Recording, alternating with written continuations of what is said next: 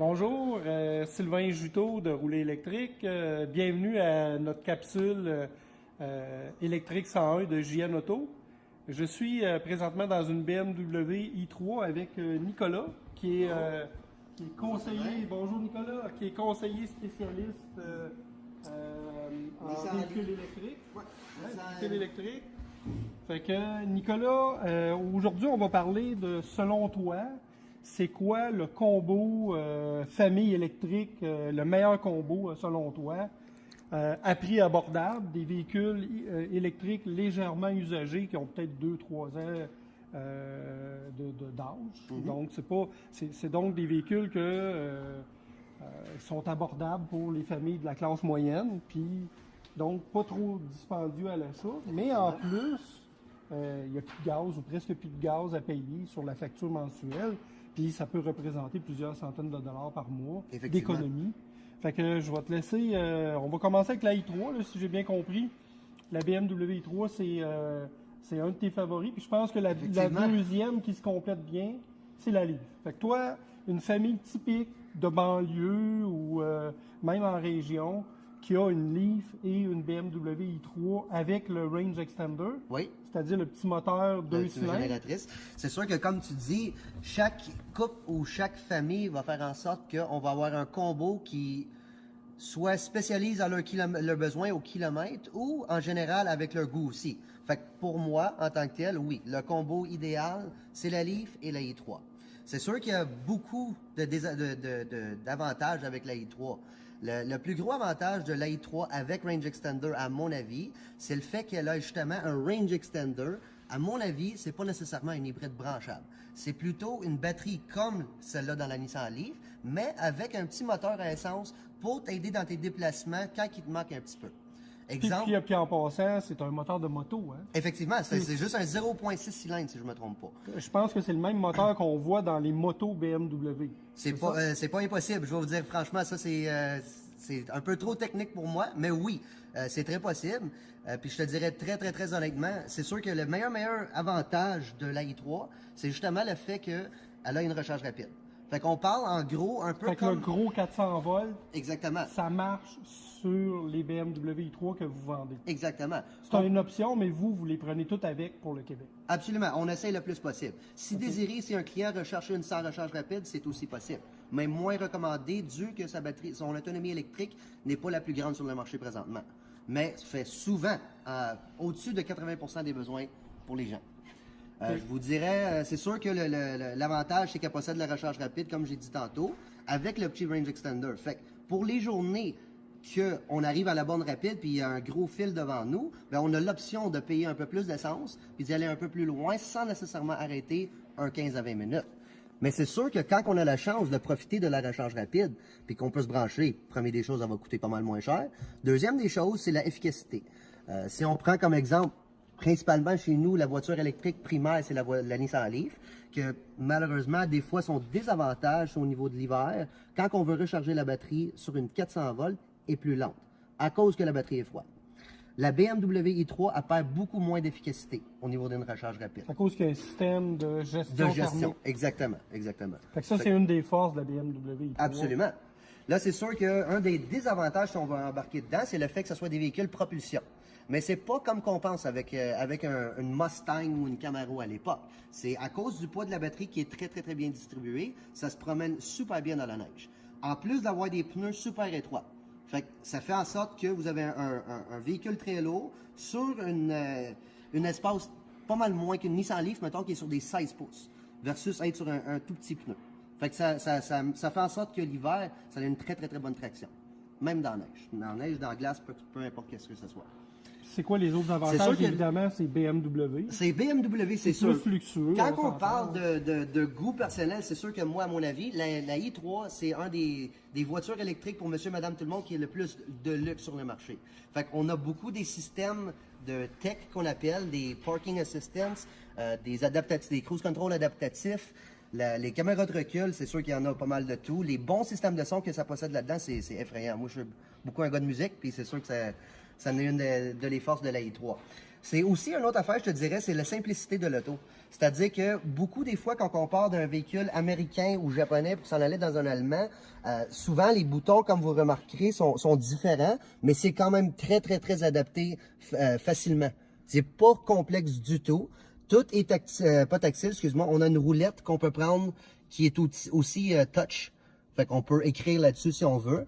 Mais la simplicité de l'auto est vraiment là. Il y a OK. Puis il y a la visibilité aussi. Aussi. C'est c'est pas mal plus haut de taille que certains véhicules. Fait qu'au niveau de la pare-brise et la vitre extérieure, on voit beaucoup mieux.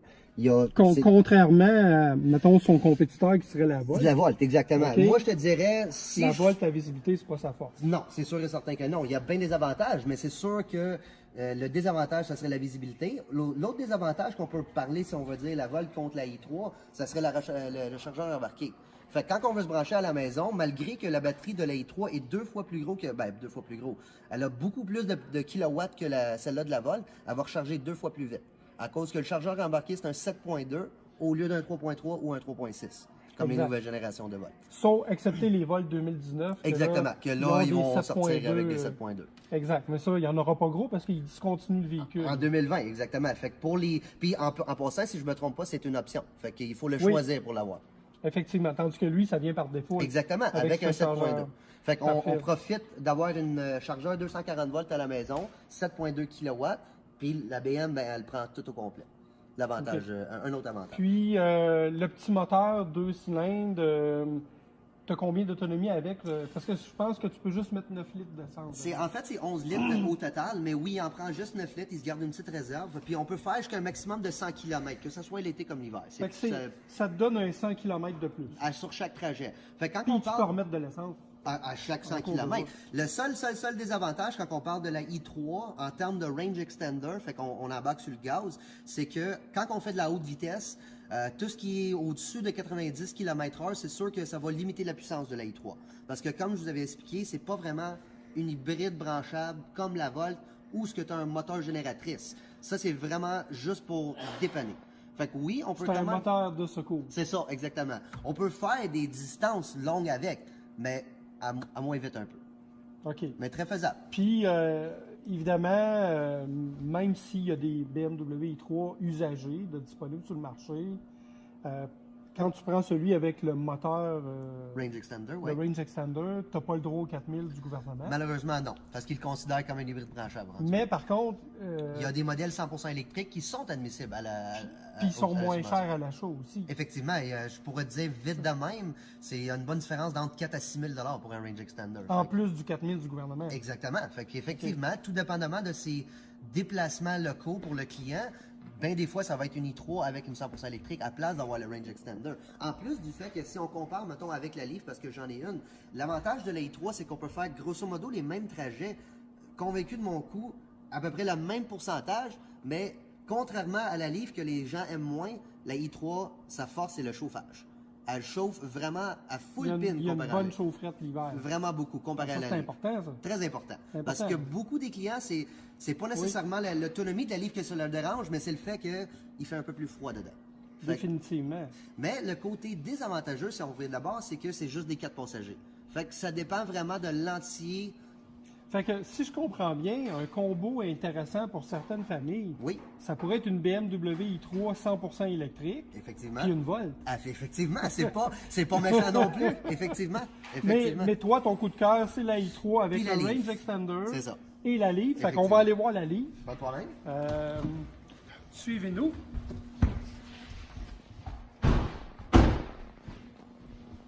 En passant, intéressant, les portes... Les portes sont suicides là-dessus. On appelle ça suicide. Ça, c'est unique à la BMW i3. Ça fait que c'est plus accessible pour embarquer, mais par contre, il faut ouvrir la porte avant pour ouvrir la porte arrière. Effectivement, mais ça fait en sorte que c'est une autre sécurité de plus pour les enfants. Okay. Ça, c'est un plus. Oui, c'est vrai ça. Puis en passant, la voiture est complètement faite en composite recyclé. Hein, effectivement, il n'y a pas d'acier, hein, ou presque pas d'acier. Presque pas. Ce qui reste en matériaux recyclables, si on veut, le body est tout fait en plastique, on peut l'entendre au coup. Il y a du polymère récupéré, voyons. Fibre de carbone. Puis, toutes les bouts, comme on voit le fibre de carbone ici, puis toutes les bouts de frame sont toutes faites en aluminium aussi. Fait que comme tu dis, il y a comme presque peu. Pas 100%, mais il y a de l'acier quand même. Si on veut voir un peu au niveau du capot, excuse-moi, je marche trop vite.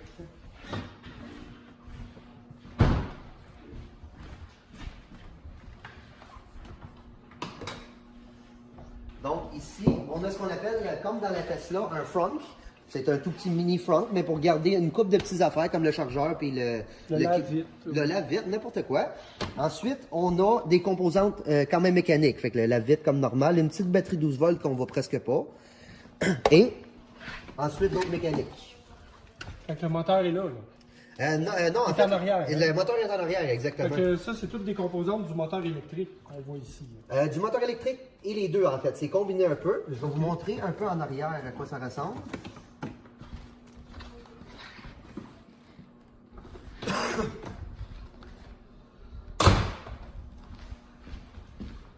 On met l'essence en avant.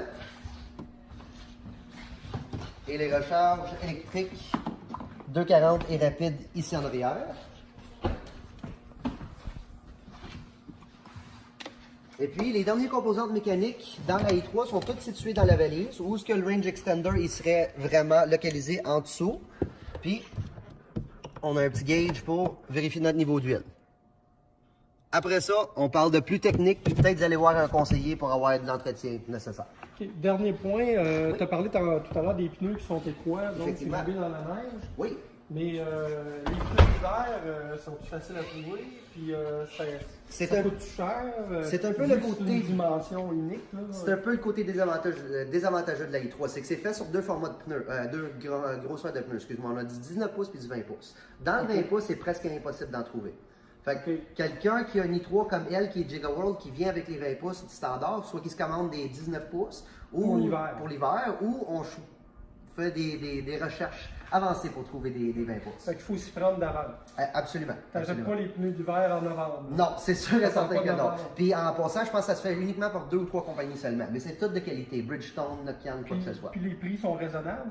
Généralement, aux alentours de 250 à 80 du pneu. C'est général un peu.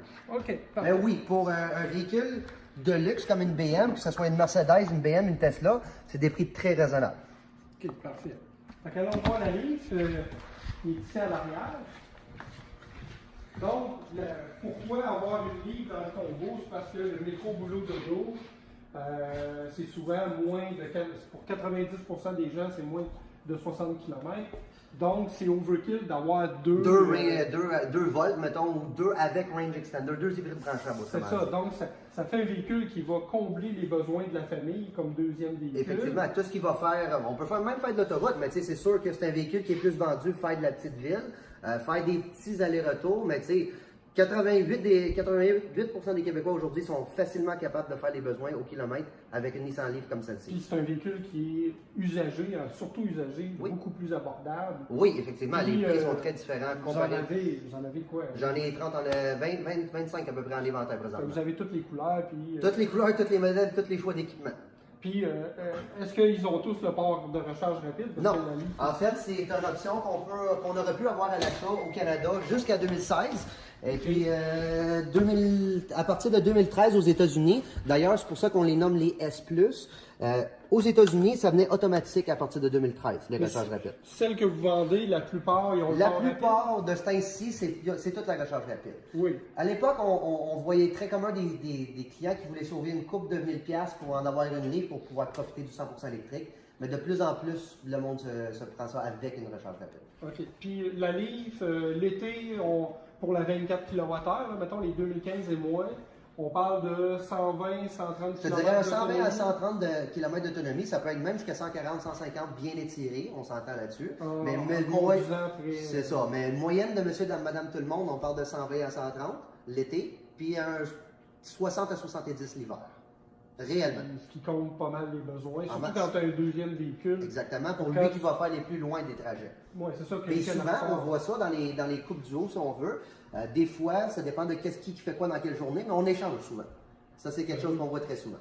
Puis évidemment, la voiture est pleine à tous les matins. Effectivement. Avec la recharge à la maison. Effectivement. Fait que, bref, vraiment intéressant. Puis ici, on a un moteur de livre. Hein? Effectivement. C'est un moteur. C'est un moteur chargeur embarqué et boîte de vitesse de Nissan Leaf qui a été inondée aux États-Unis. Ça sort d'une Leaf SV 2015, si je ne me trompe pas. Fait qu'on voit qu'il n'est pas dans le meilleur moment de sa vie, mais en même temps, il sert quand même à quelque chose.